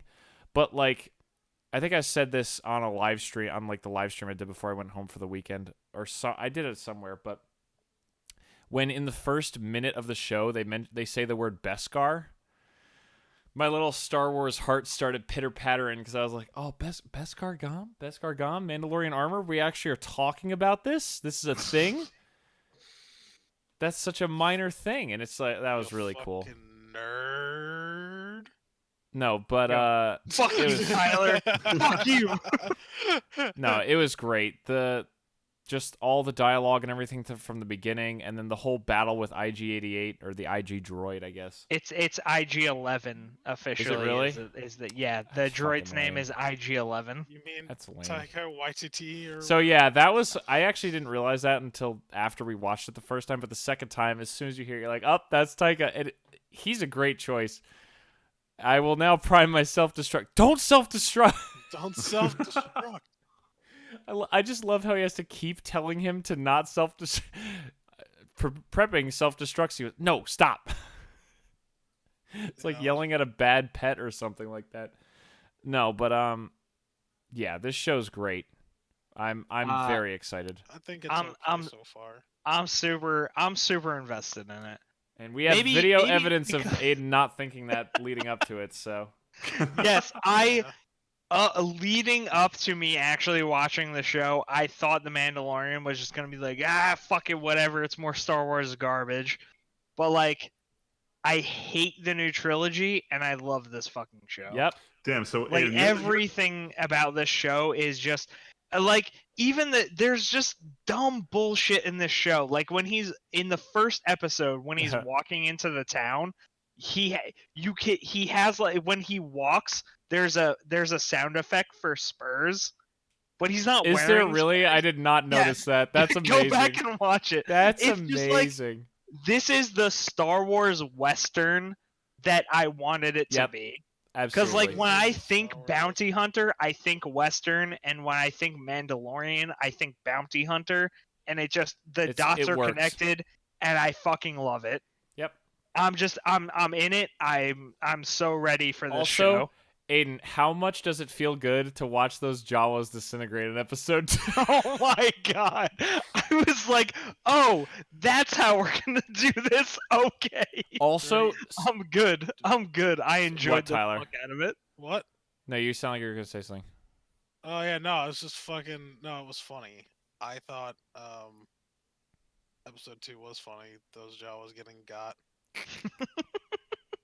I think the show's alright though. I think it's cool. You sound like you have some reservations. Yes, definitely. I don't know, man. Like I'm digging it, but I'm waiting. I'm like, something feels off about it. That's fair. Maybe it's just too early. I think three. Yeah. I think 3 is going to be a big turning point for a lot of people because they're clearly setting up that we're off the planet. The mystery's going to happen. Actually, you know what? I'll tell you what it actually is. Now I'm thinking about it. I think I'm like already over Star Wars, and I'm watching it, and I'm like, this is cool, but I'm like, man, my gas is already gone. It's like probably me, like if I were to go watch one of the new like Avengers movies, or another like superhero movie if it came out, I'd be like, oh, this is cool and all, but like I'm just done right now, if that makes any sense. No, yeah, that's completely fair. I completely understand that because that was me until I watched the show. Yeah, I mean, we've had many podcasts covering my feelings, and I think there's a little bit of a spark coming back, only for Fallen Order, and it helps that the Fallen Order has come out at the same time. I think yes. they actually kind of have an effort to like boost the positive feelings about the other. And I wonder if, because I'm sure I'll be done with Fallen Order before Mandalorian is finished, but after Mandalorian, like, I'm still not going to go see fucking episode 9 this year. Mandalorian will not be done. Mandalorian season 2 is confirmed. They finished filming season 2 of The Mandalorian already. That's fantastic. Really? No, but Yes, I finished that is filming. the thing that happened. They That's finished insane. filming season 2 of The Mandalorian. I mean, I'm all for it. Like I also, can I say, this is a minor thing that I was worried about. Obviously, when you think of The Mandalorian and you see the helmet, you think Boba Fett. I am very glad that this guy is not just Boba Fett. He's not just the Oberyn Martell. What? You know Oberyn Martell. What are you talking about? You know that's the actor of The Mandalorian is Oberyn Martell. Oh. Game of Yeah. Thrones. That's yes. But you get what I'm saying. Like, the character of Boba Fett, like, he said a few things, but he was 99% quiet. This guy is still quiet and stoic, but he throws comments out there. Something like Boba Fett would never have had that conversation with the IG droid, ever. Yeah. And I just can appreciate that he's like, we're still seeing like the idea of like the culture, I guess, but it's not. They're not all cookie cutter. Honestly, that's probably one of my favorite things about the show, is that this is a show not tell kind of show. Also, it's really fascinating to have, because this is outside of like the animated stuff. We never really have had a Star Wars TV show that wasn't animated. Yes. We had the Clone Wars animated show that's good. We had the Clone Wars animated show that everyone says got good, and then we have Rebels, which everyone said was okay. Yeah. We've never had a show like this, because there's never been a Star Wars thing outside of video games that had this kind of pacing. Like, yeah, I was telling this to, I watched this with Val and her family, because when we were home for the weekend, and I was like, these shots on like the ship with him in the first episode talking to the bounty and everything, none of that could have happened in a movie. No. Yep. Or the whole thing, like, oh, no, you know what? Even better. If it was a movie, it would have been he walks into the bar, he gets the bounty, and then he's on the ship, and they have the scene where he gets frozen. That whole thing on the ice can't happen in a movie. And that was great. That was so funny to just see, like, yeah, this world doesn't give a fuck. Yeah, and I mean, like, this, honestly, I'd rather have more of this than more movies. Oh, yeah. This is because like much better. if you can maintain this kind of quality, I mean, like, it's only 2 episodes deep. Yeah. All right, so we're it's gonna, like, yeah. I don't have an official determination yet, but it's like there's so much in this show that it's like I appreciate that the main characters can convey things to me without assuming I'm a fucking idiot, and they just do stuff and I pick up on what they're doing rather than them telling me like what oh they're my doing. God. The scene where he walks into the office and he pulls his gun and he says, I won't put him down until they do, and the guy's like, okay, let's just sit down, and then he just does the gesture and everybody just kind of goes down at the same time. Yeah, like, I feel like it's fucking great. I that, feel like it's that scene lost alone was crisp. storytelling. Yeah. I'm digging it so far, and I'm really excited to see where we go with this, because clearly there's some kind of Imperial shit going on here. Yeah, and I like that they actually, okay, this movie did the Empire right. Or movie, What do you wow, mean? show. This show did the Empire right, and it's like, it's 5 years since the Empire fell. Is that what the... And it's I actually... My brother just asked me earlier, what's the timeline for this? And I'm like, I know Or it's between no. 6 and Oh 7. my god, I might be confusing this with the Fallen Order. No, it's 5. I don't know if we have an actual timeline. I All know we know is Fallen it's Order's post 5 6, years after pre the 7. fall of the No, Empire. it's 5. But it's like 5 when- years after the when he 'cause goes he in- said the Empire's no Is more. Anchor alive or dead? That's all that matters. Oh, God. Yeah. Well, it's like he goes into the office with the Imperial dude, and the stormtroopers are there, and they're all dirty as fuck, And ragged. and they're yep. super like on edge, and like, oh man, I feel like this is the Star Wars that we needed. But This is the like, remnant. This is the Imperial Yes. remnant. We're seeing it right now. Yeah, like the First Order isn't a thing. Fucking Like this lame. is the Empire is on its last leg. The Republic has gotten its foothold and it's building itself up. So, side note, there was a poster that came out today. You guys might have seen it because it got near the top of Reddit, where they put out like the Dolby Cinema poster for Episode 9. and Oh, it's yeah. one X-wing flying towards a bunch of like a sky of Star Destroyers painted red. Do you guys see this? I Look it have up. not seen this. I saw it on Reddit today. It's all it is. You can literally picture it in your head. It's an X-wing flying vertically up the poster towards a shit zillion Star Destroyers with red paint on them. And all I could think when I saw that poster, man, those Star Destroyers would have come in real helpful during the bullshit of the last movie when they were just chasing everyone for no reason forever. Nah, it's okay. There's only 12 members of the Resistance left. Sorry, 13. Stop. It's Ugh. like, I just man, we don't fuck need to the talk about it. movies. The I'm show's okay so with good. The Mandalorian. You The know what Mandalorian is great. So we've talked. I think we've both said, Aiden, Rogue One is fantastic. This feels a lot like Rogue One, where it's not a story focused on big heroes or anything. This is just a slice of life of Star Wars, and that's all people want at this point. We don't need more big heroes. I don't care about Jedi. I don't care. Well, I don't even. It's not like Fallen Order is like I care about this Jedi because he's doing like a. Well, okay, Fallen Order is kind of different, but like if there was a TV show about like a Padawan trying to survive in the Empire and he doesn't have plans to like restore everything, he just tries to do like good on the side of not getting captured. That'd be so much more interesting. We don't need another like blowing up a Death Star. We want to know what it's like to live in Star Wars. That's why the games were always so cool. And it's like this show captures that spirit of we want to know what it's like in a day in the life. Yeah, I'm on Team Tim with this. I'm over the Jedi and the Sith. If like, man, I'm so like, if we could just get a Star Wars 1313 where it's just like, hey, I'm a bounty hunter. I live on fucking Coruscant. If that game died for this show, right? This you have to imagine this show and that game came up in conversations at the same time.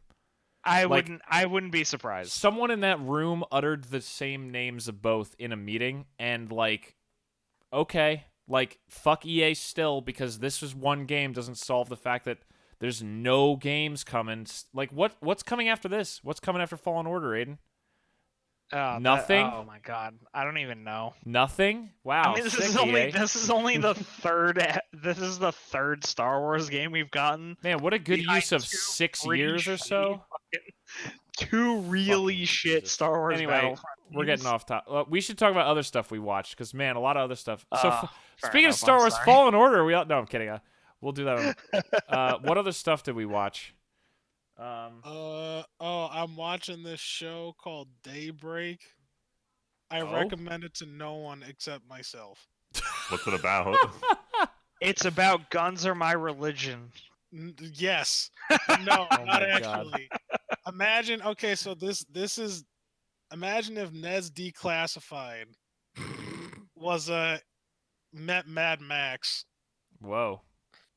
And they had the comedy of Zombieland. Wait, hold the fuck up. Are they constantly breaking the fourth wall to talk directly to the viewer? Yes. Interesting. I like stuff. You just got me real confused. What? If you watch this show, you'll guarantee. I'm looking at the cast list, and the description for some of these is outlandish. Oh yeah. So I'll tell you something interesting. So the main character, right? He plays young Sam Winchester on Supernatural. You want to know what the name of his crush's name is in the show? Sam fucking Dean.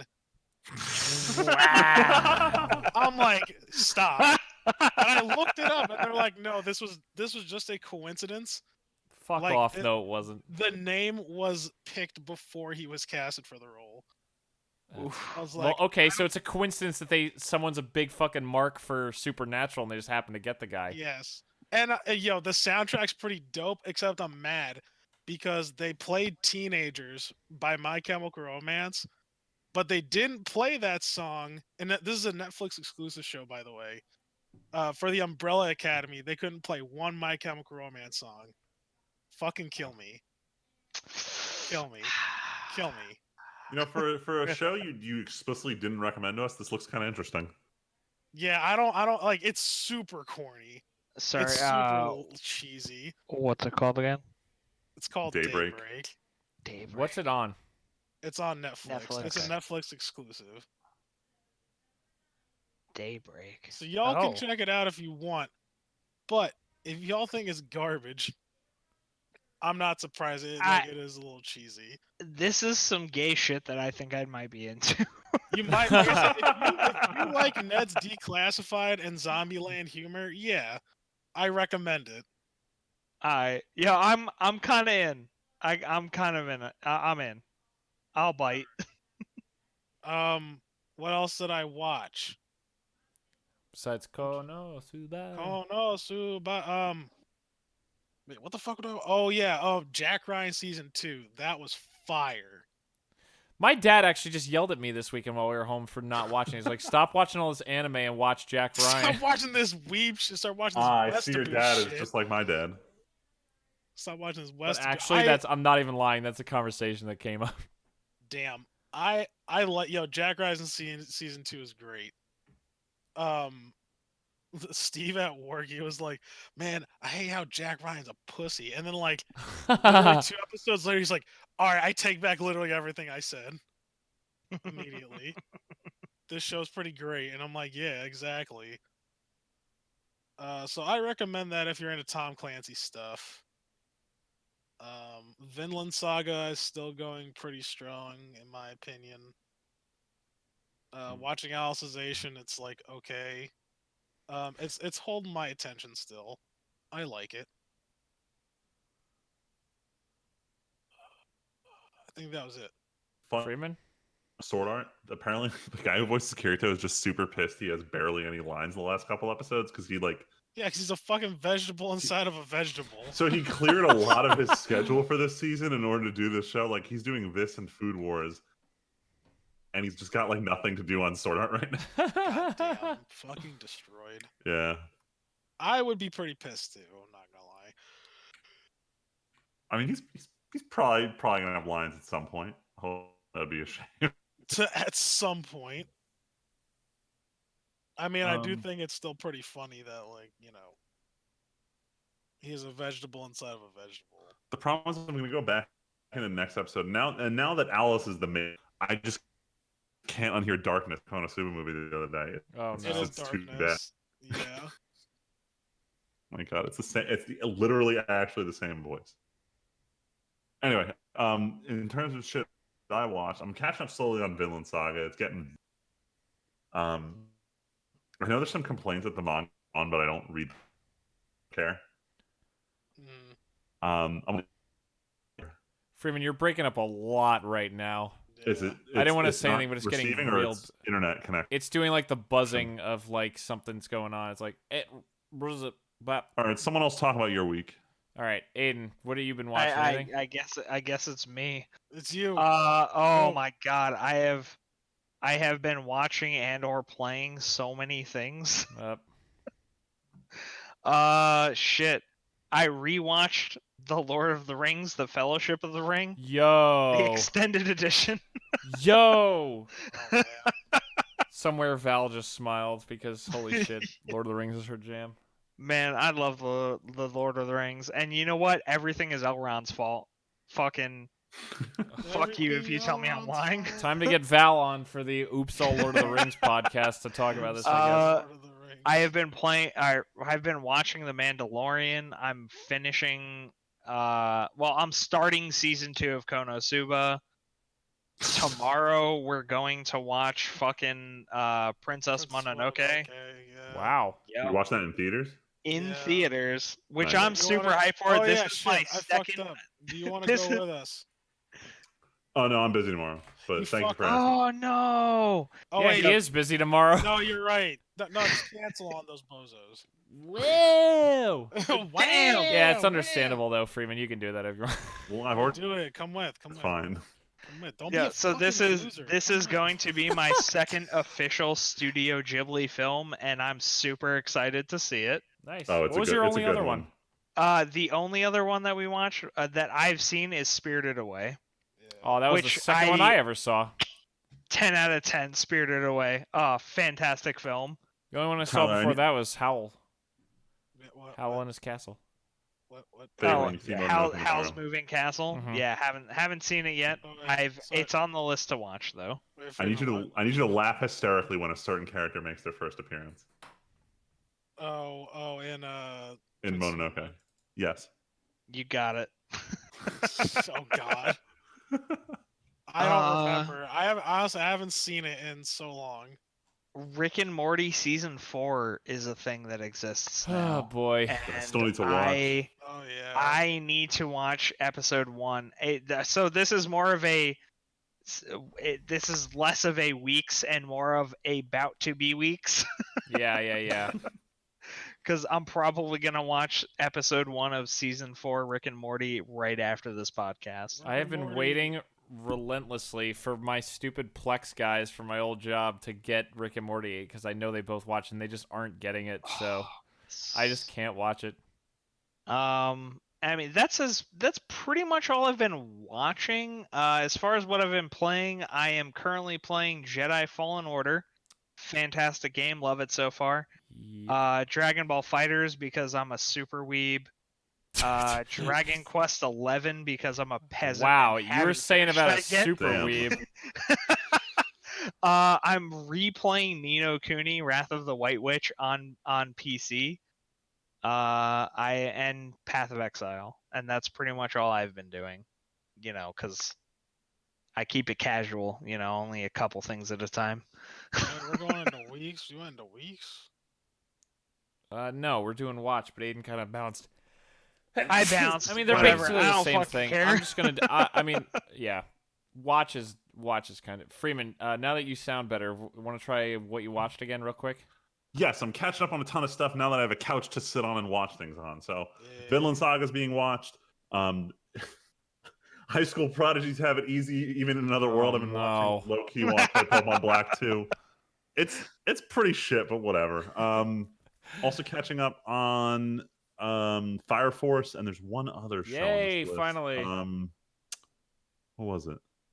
Oh, Chihaya Fudu. That's the other one. Yeah. So I'm catching up with those 4 first before I take on any other shows because I still want to watch No Gun's Life, the one about the detective whose head is a gun, and like 2 other shows. What about But Macadamia? Well, I mean, Food I'm Wars. watching that with my friends consistently on Monday, but like, Okay. so I'm caught up on that. I'm shit, caught up on yeah. Food Wars, caught up on Dr. Stone, caught up on Yo! Sword Art. All right, we'll talk about it in a sec on mine. What, Food Wars? No. Oh, wait, so real quick, I want to talk about Food Wars. So We did not watch it. I'm not. It's not I going to watched spoil it. it. So, Okay. so the subreddit is getting super jaded about how the writing is so far for this season. So I'm going to pull up the top comment from this week's. Oh my god, I had it open before. From this week's r/anime. discussion. So some guy is recapping the entire episode in 2 sentences. It's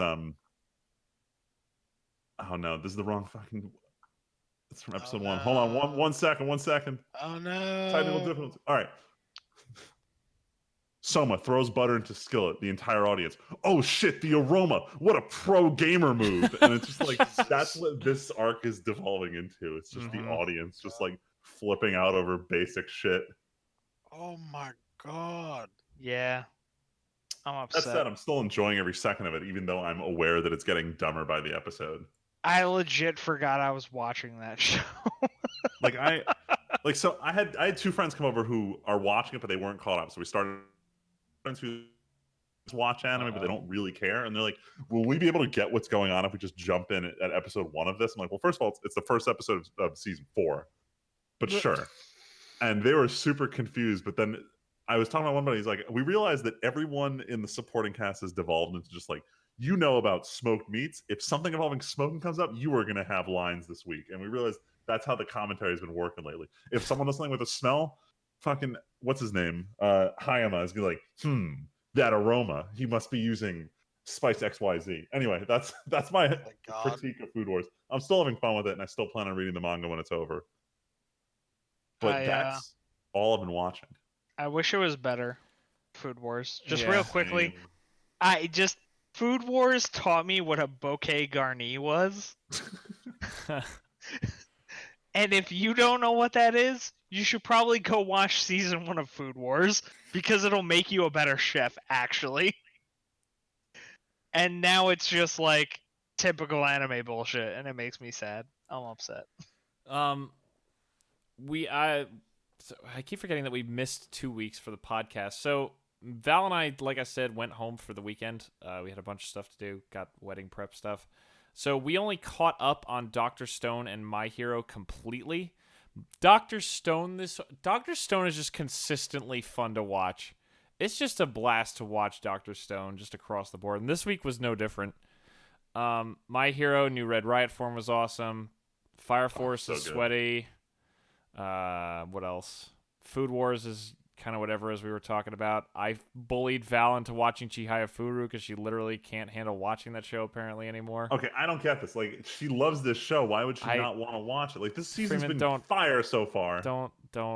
Don't throw your logic around here. This is some Leslie shit. This is some Leslie and Val shit. I don't support any of that. Oh, I don't either. But that Freeman, like I said, I literally turned it on the TV and I'm like, I don't know what's happening, but I know I need to make you watch this again. So let's go. You're doing the Lord's work, Tim.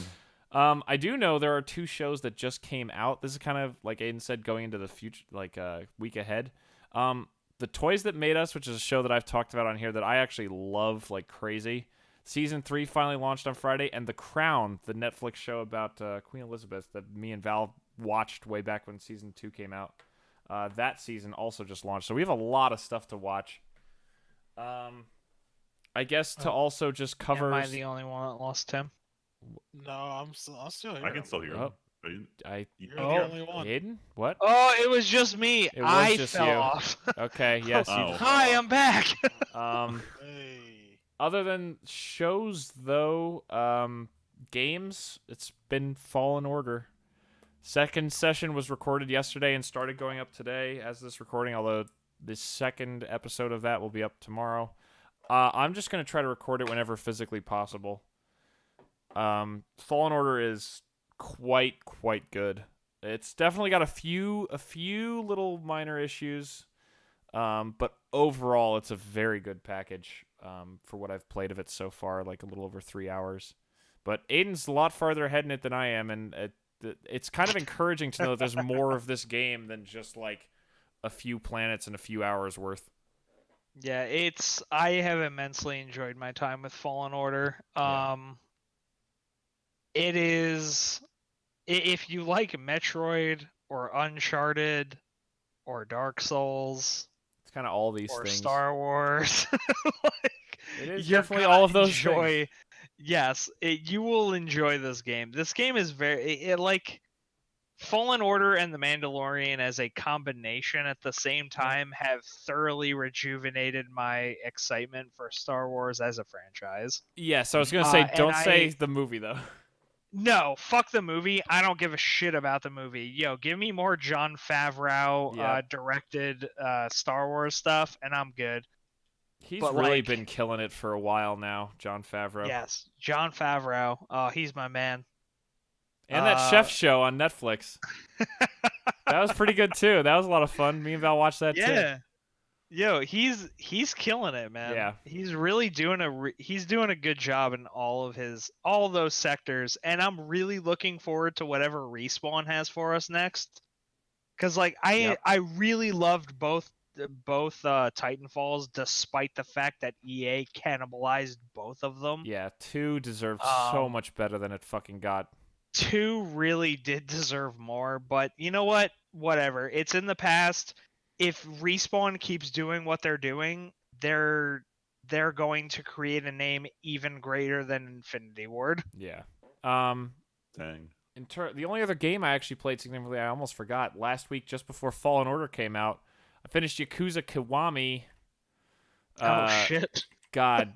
Kiwami is like 90% as good as 0, and that's still pretty fantastic.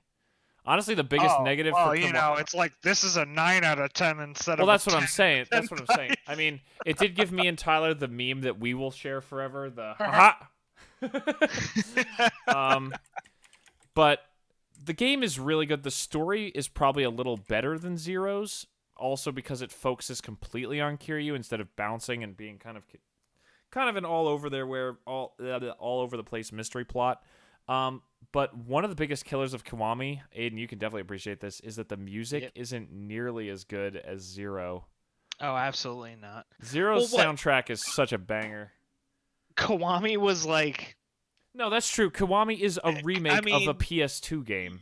yeah, come with, on now. with the Zero We're talking engine. like Honestly, early 2000s it's music. honestly, keeping that in mind, it's insanely impressive that Kiwami just looks like Zero, and I know that's like how it works. They ported it all in and all that, but It's the same engine, right? It's the same exact engine, but the fact that like they didn't just take 0 or 1 and just drop it in the engine, they also added like new side quests that involve stuff that was in 0. It feels like it's a very cohesive package, even though 0 was made like 20 plus years after 1. They really went out of their way to kind of try to weave the stories together a little bit, and actually like tie them together in ways that literally didn't exist because 0 didn't exist and wasn't even an idea back then. Yeah, like Pocket Racer coming back is great. I'm about halfway through Kiwami right now. It's fun. I did not fully level up, but I'm not surprised because fighting Majima 1,000 times. Tyler was there watching me live streaming on Discord. I can only fight Majima so many times. Oh my god, it took forever. Yeah, that's fine. I mean, I haven't played Kiwami in a hot minute. You should finish it. I don't know when, but I'm gonna play Kiwami 2. I know Kiwami 2 is different, it took but me fucking ages to finish 0. But it's so man, good. If you want to get into Yakuza, get 0. Yakuza 0, and like you're fucking in it. You're in it for the roller coaster. I'm gonna get Kiwami. I already got Kiwami and beat it. I'm gonna get Kiwami 2 at some point, probably next year, and then I'm just praying to God that HD collection for PS5 eventually comes to PC with all the other Yakuza games on it, and then I just go for it. Oh, that's right. Didn't they announce 3, 4, and 5? 3, 4, and 5 are all getting an HD package together. Oof. And 7 is coming out soon. They showed off a new story trailer that ended with Kiryu showing up because he always gets dragged back. Yo, you can't escape, dude. When you're in the Yakuza, you don't get out. But yeah, other than those games, reinstalled League and played a few like fucking co-op matches just for funsies, just to remember what it feels like. It still feels bad. Yeah, I'm sure I'm missing something, but it's been very busy, and there's a personal note at the end of this, but I'll wait till everyone else is done before we end the podcast. Of life changes, not just entertainment changes. I think you're the last one. Everybody else is everyone. I mean, you guys didn't talk about any games or anything. We kind of just did mostly watching. So did anyone I was play the anything only asshole that just you kind of bucked it. It's okay. Yeah, you just kind of started off with your weeks and Tyler and Freeman. Anything for weeks that we missed? Any last things? So I think my games played is defined not by what I'm playing, but what I'm not playing. I'm not playing Pokemon Sword and Shield, so because of that, I'm replaying Pokemon Black 2 while I watch shows. That's what my week is. I'm not sure if I'm going to start bigger games again yet. I'm trying to remember what I set my current. I have to do Death Stranding first, finish Final Fantasy X, and then we'll figure out what's next. That's the current priority list. Can I ask a question? Where is Life is Strange in there? Is that still? So the last chapter of Life is Strange comes out, I think, the first week. So I'm caught up. I'm gonna beat this last chapter, and then season 2 of Life is Strange is done. Okay. It happens given what happened with season 2, but I'm curious how they're gonna end it because my excitement going into the last episode is like a big fat 0, whereas my excitement going to episode 5 of season 1 was an all-time high. So these seasons could not be any more different. Nice. Tyler, playing anything? I beat Chrono. Yeah, finally after Chrono the Trigger. last 2 or 3 hours getting wiped. Yo, watching you This is fight hard. that last boss was a struggle. Dude, Just holy watching it shit. sucked. I was fucking I was decked out. I was fully kitted. You got that rainbow sword again. I got Yes. the rainbow sword. I got everything. And dude, oh man, it was a slog. It was wild. I But you still did beat it. it though. And then I'm still playing Carl on Duty, every so often. And Call the of Duty trends for those who don't know, because that sounds so. That's not a I common say it nickname. like Wait, It what does did you call sound it? like an indie game. I say it as easily as breathing, and that's my problem. I know, that's why I've never heard anyone Yeah. else ever call it that, so I just wanted to clarify. Wait, sorry, what did Car- you call it? Carl on duty, Black Cops. Oh. Yeah. Sorry, you called it this before, so I zoned out. Like, I knew what you were talking about, but I didn't hear what That's you what I'm actually saying said. exactly, because I say it so like that's the norm. I Casually. just say Carl on duty, and like that's it. Oh, Call of Duty. I play it every so often. But now I'm playing Luigi's Mansion 3. Where my game also fucked me over. Oh, yeah. Yeah. So, all right, listeners, if you're on floor 7, you go up this giant plant and you swing across a rope. Be careful, don't fall off, or you're gonna get got. Sincerely, your pal, Just Tyler. What do you mean get got, Tyler? Well, so what happens is you get to the top of this thing, and you're supposed to take like the fast way down, like you would at like a Assassin's Creed, like you jump off the top of the roof. There's Oh, a yeah. little rope slidey boy that you can there's take. like a rope slide thing, and like the game wants you to take that. Except I took the path around to get this gem. Instead, I fell off. And normally, when you fall off in this section or anything else in the game, you respawn on the ledge that you fell off from, right?